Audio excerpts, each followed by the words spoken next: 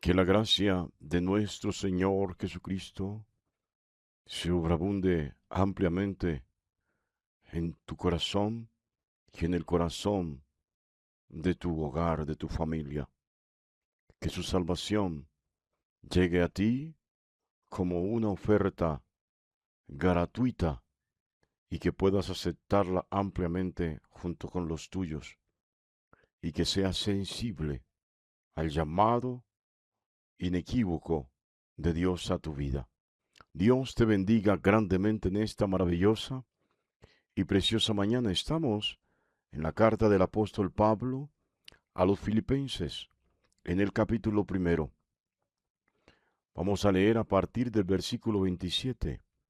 La palabra de Dios dice así: solamente que os comportéis como es digno del Evangelio de Cristo, para que, o sea que vaya a veros, o que esté ausente, oiga de vosotros que estáis firmes en un mismo espíritu, combatiendo unánimes por la fe del Evangelio, y en nada intimidados por los que se oponen, que para ellos ciertamente es indicio de perdición, mas para vosotros de salvación.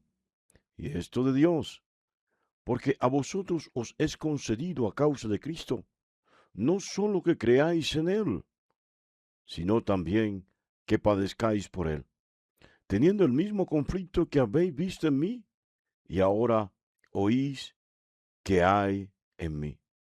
Que Dios bendiga su santa y preciosa palabra en esta maravillosa y preciosa mañana. Bueno, mis amados, Pablo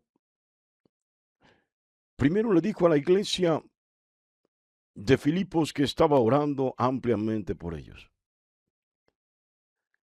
Les confesó que para él la vida no tenía sentido, no tiene sentido sin Cristo. Y que si vive es para Cristo.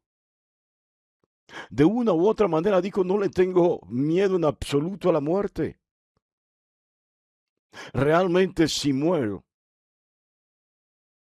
será para honra, para gloria y para exaltación de toda mi labor en Cristo Jesús. Ya se lo había dicho, se lo dijo a Timoteo. Él tenía una corona de justicia reservada y argumenta que esa misma corona la recibirá todo creyente.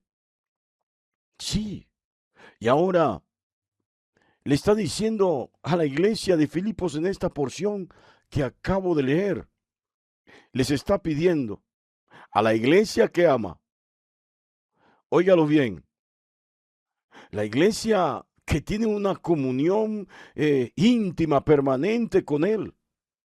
Pablo no les anda con rodeos ni les da pañitos de agua tibia.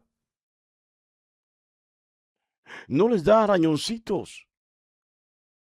Los combina, los invita de manera particular y directa a que tengan un comportamiento como verdaderos creyentes. Sí, dice que se comporten como es digno del Evangelio de Cristo. De allí viene el gentilicio de evangélico. ¿Quién es evangélico según Pablo? Aquel que vive conforme al Evangelio de Cristo.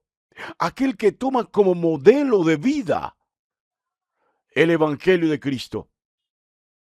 ¿Y qué es el Evangelio? Ya lo hemos dicho una y otra vez y lo repetiré una más. Es la noticia de última hora. Es la noticia del momento. Es la buena nueva de salvación. Tal como lo profetiza el profeta Isaías. Óigalo bien. En el capítulo 61, Isaías profetizó esta palabra, esto del Evangelio, diciendo así: el Espíritu de Jehová el Señor está sobre mí, porque me ungió Jehová, me ha enviado a predicar buenas nuevas a los abatidos, a vendar a los quebrantados de corazón, a publicar libertad a los cautivos y a los presos apertura de cárcel, a proclamar el año de la buena voluntad de Jehová y el día de venganza del Dios nuestro, a consolar a todos los enlutados, a ordenar que a los afligidos de Sión se les dé gloria en lugar de ceniza, óleo de gozo en lugar de luto, manto de alegría en lugar de espíritu angustiado, y serán llamados árboles de justicia, plantío de Jehová, para gloria suya.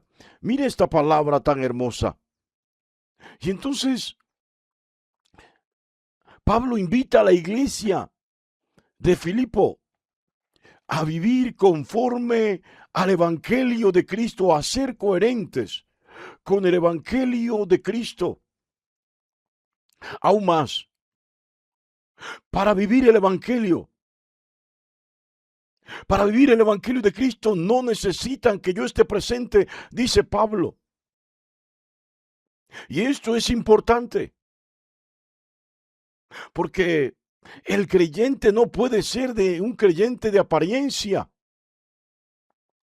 No puede ser un cristiano aparente. No puede ser un cristiano circunstancial de cuando lo están viendo realmente de la fe, y cuando nadie lo ve, ya no vive conforme al Evangelio. El testimonio de vida, el compromiso con el Evangelio de Cristo de cada persona, de cada individuo, de cada creyente, no puede depender del líder o del pastor. ¿Sabe? Tu fe no puede depender del pastor. Bueno, hay iglesias que cuando se enteran que el pastor no va, los hermanos tampoco van a la iglesia. ¿A qué voy si el pastor no va a ir? Pablo está resaltando la importancia de que Cristo, el Evangelio de Cristo realmente haya sido tan eficaz en la vida de cada individuo, de cada creyente, que sea el centro, que sea la motivación para adorar y para alabar, para escudriñar la palabra y para vivir conforme a ella. Óigalo bien. Cuando usted lee los evangelios, usted se queda sorprendido con Jesús. Pero cuando estudia cristología, ¿qué doctrina acerca de Cristo? Sin lugar a dudas no puede dejar de lado los evangelios, pero Pablo los desarrolla en sus cartas de manera más profunda y particular. En esta carta Pablo está diciéndole a la iglesia que tienen que tener como centro de sus vidas a Cristo. Esto es, yo no puedo ser el centro de sus vidas, yo no debo ser el centro de sus vidas, yo mismo no soy el centro de mi propia vida. Por eso anteriormente lo había dicho, para mí el vivir es Cristo y el morir es ganancia. Y se lo dije, mi vida sin Cristo no tiene sentido. Eso le dijo Pablo a la iglesia de Filipos. No hay que poner su mirada en nadie más que no sea Cristo. Como lo enseñó Juan, puesto los ojos en Jesús, autor y consumador de la fe. Óigalo bien. Entonces, hay una invitación particular a ser cristocéntricos y a tener un testimonio de vida coherente con el Evangelio de Cristo. No se puede decir que se es cristiano, que se vive conforme a los evangelios de Cristo, que se tiene en el corazón el Evangelio de Cristo y se vive de manera contraria. Tiene que haber coherencia. Sí, óigalo bien. Entonces, Pablo invita a esta iglesia a centrar su fe en Cristo y ni siquiera en Él. Óigalo bien. Pero al mismo tiempo, Pablo reconoce los retos a los cuales se tiene que enfrentar a diario la iglesia. Y dice que la única forma de enfrentar y sobreponerse a los embates, a los retos, a las circunstancias de adversidad, de oposición que surgen en este camino, en esta vivencia de Cristo, en esta vivencia del Evangelio de Cristo, la única forma de combatirlo es estando unánimes. Óigalo bien, unánimes en la fe y en la vivencia de ese evangelio que Jesús enseñó. Ningún reino dividido prevalece contra sí mismo. Y esto es puntual y determinante. La unidad de la iglesia es fundamental. Muchos hoy se la pasan diciendo que su iglesia es la mejor, que su iglesia es la que salva. ¿Sabe?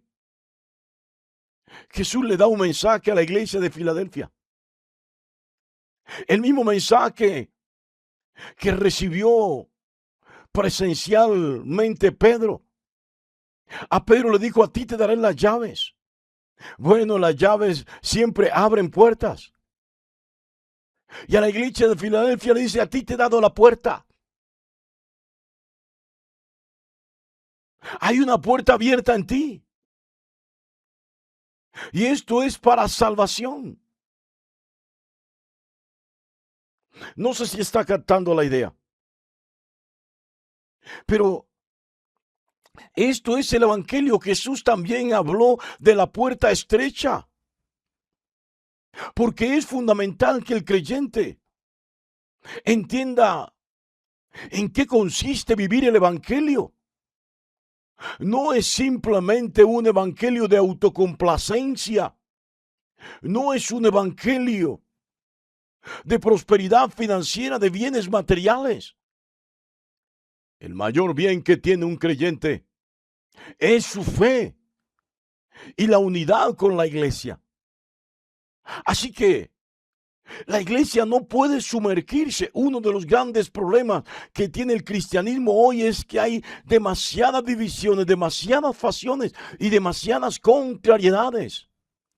Porque todos dicen ser los que salvan.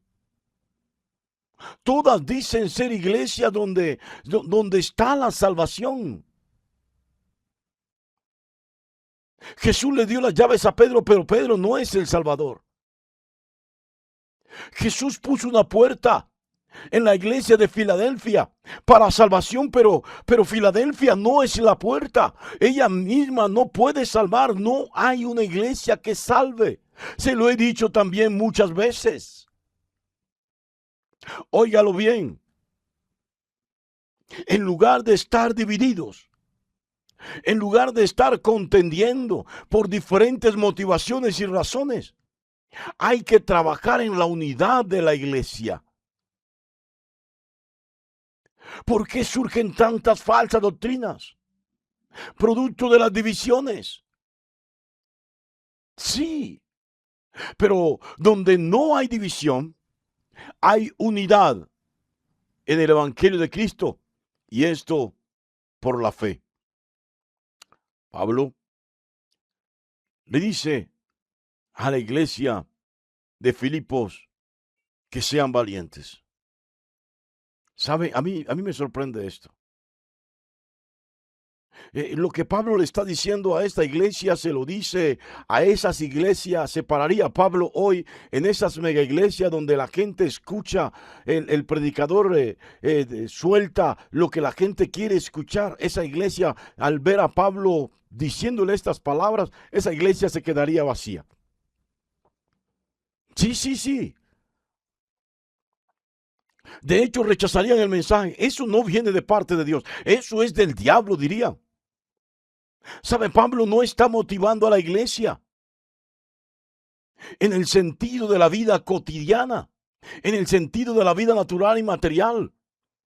Él está motivando a la iglesia para que se mantenga firme en la fe, en medio de la adversidad, en medio de las circunstancias problemáticas que tiene, en medio de los ataques que tiene. Y lo peor es que los ataques están saliendo de dentro de la iglesia. Por eso los invita a la unidad y al mismo tiempo los invita a no dejarse intimidar, a no dejarse apabullar. Óigalo bien, así de sencillo. Entonces, en una iglesia de hoy, Pablo se pararía en un púlpito, óigalo bien, y no hablaría de la teología de la prosperidad, sino que hablaría de la esencia del evangelio. Hablaría simplemente de Cristo, a quien no le importó si alguien era rico o pobre, a quien lo único que le interesó era la salvación del alma, a quien no le importó construir grandes edificios, no vio esa necesidad para un culto, no atesoró dineros ni se quiso enriquecer. El mismo Satanás se lo ofreció, él lo rechazó por completo. Hablaría de la sencillez, la humildad y la humillación de Cristo en la cruz. Hablaría también, óigalo bien, de la encomienda de Cristo para con la iglesia y el compromiso que la iglesia debería tener con Cristo. Entonces, Pablo le dice a la iglesia de Filipos, procuren, procuren seguir luchando. Es una invitación a perseverar en el camino de la salvación, como lo dice Pablo. Dice, porque a vosotros os es concedido a causa de Cristo, no solo que crean, qué bueno que crean, pero debe entender que cuando se cree en Cristo Jesús, conforme a los evangelios, llegarán situaciones difíciles que tendremos que sortear desde la fortaleza y el vigor de nuestra fe en Jesús. Pablo se lo dice así, no solo que creáis en Él, sino también que padezcáis por Él. Vuelvo y le digo, Pablo si predicara este mensaje, esta porción en un púlpito de las iglesias hoy en día, las iglesias se quedarían vacías porque nadie quiere padecer. Todos quieren un evangelio fácil, un evangelio superficial, un evangelio moderno. Sí,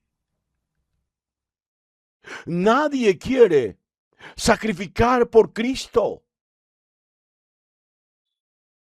Óigalo bien, de hecho quieren llevar todos los días una vez más a Cristo a la cruz como si se pudiera hacer. Pero nadie quiere compromiso con el evangelio que demanda sacrificio. Pues la verdad es que este es el verdadero evangelio. Óigalo bien. Entonces Pablo habla de un conflicto tremendo que había en él. Óigalo bien. Una lucha interna. Porque a veces se quiere abortar, a veces se quiere abandonar el camino, a veces se quiere salir, uno se quiere salir del plan, porque se esfuerza uno. Y cuando uno cree que ya todo va a ser calma, que ya no habrán tempestades, entonces vienen los terremotos, vienen los tsunamis,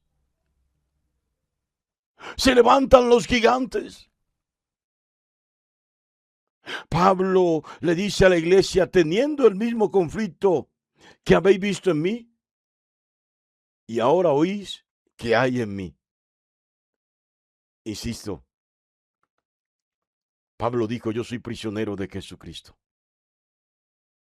No solamente porque estaba en la cárcel, sino porque se sentía encadenado al mensaje de salvación de Cristo, como quien no tenía opción. La vida del verdadero creyente no tiene opción. Es seguir a Cristo, hacer de Cristo y del Evangelio de Cristo el centro y la esencia de su vida. Que así sea en ti. Dios te bendiga grandemente en esta maravillosa y preciosa mañana.